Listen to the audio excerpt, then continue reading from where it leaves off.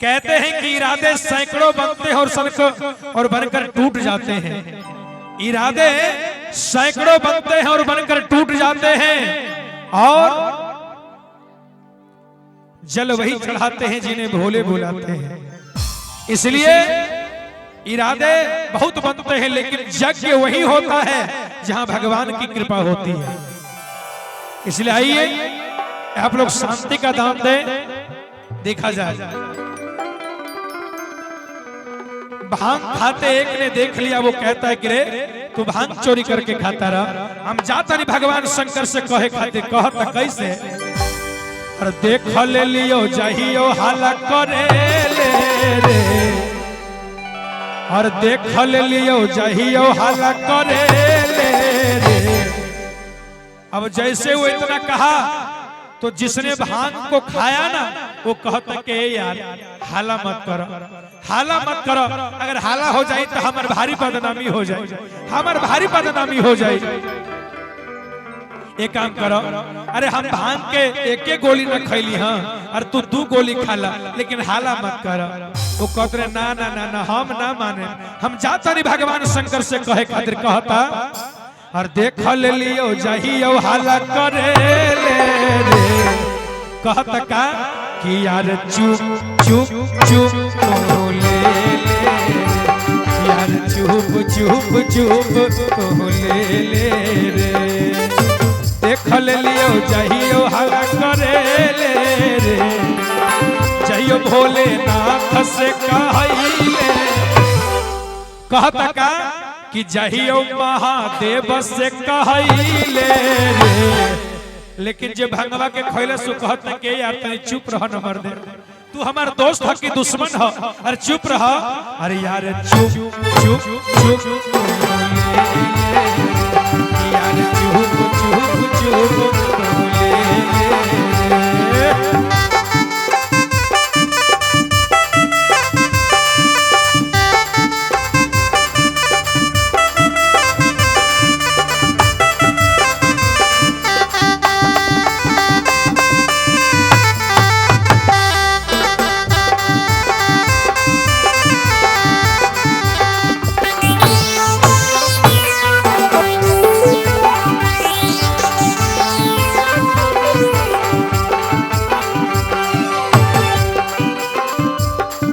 और देखिए भैया के तरफ से बहुत बहुत बिछावर।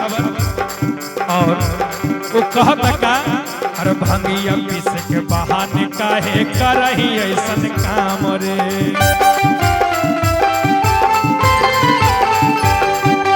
भंगिया पीस के बहाने काहे करही ऐसन काम रे।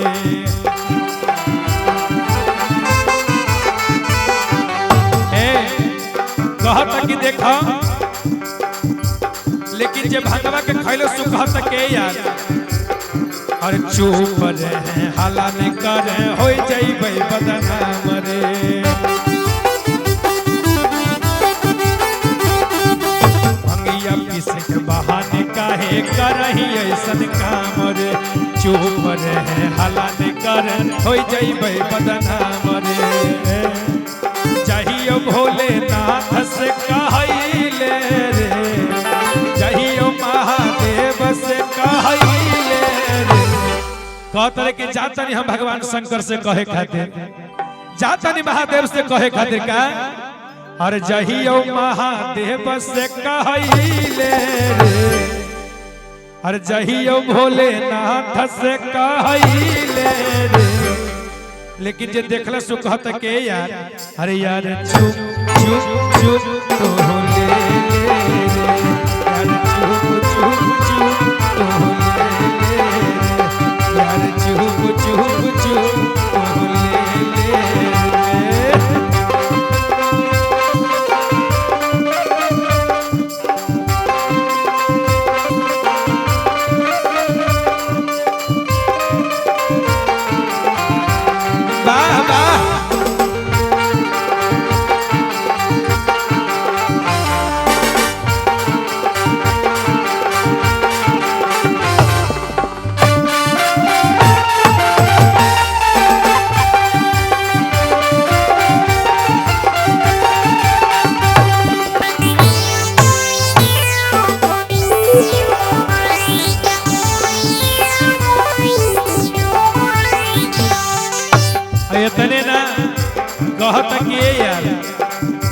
देखा लेकिन दूत भूत के भी नाम होला भैया, दूत भूत का भी नाम होता है ना। कहते हैं अरमुना चंदन चक्रधारी बीरू हलो साथे,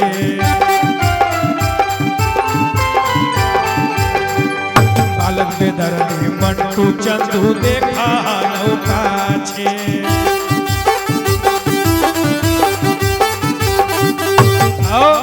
अरमुना चंदन चक्रधारी बीरू हलो साथे,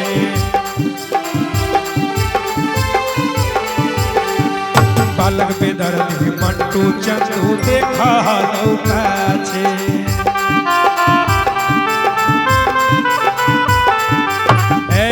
तने ना कहता हर सभे भगतवा आइल दुआरा कहेले रे, सभे भगतवा आइल दुआरा कहेले रे, लेकिन कहता के यार हाला मत कर, और सभे भगतवा आइल दुआरा कहेले रे, यार चुप चुप चुप बोले ले, यार चुप चुप चुप बोले ले, यार चुप चुप चुप बोले ले, यार चुप चुप चुप,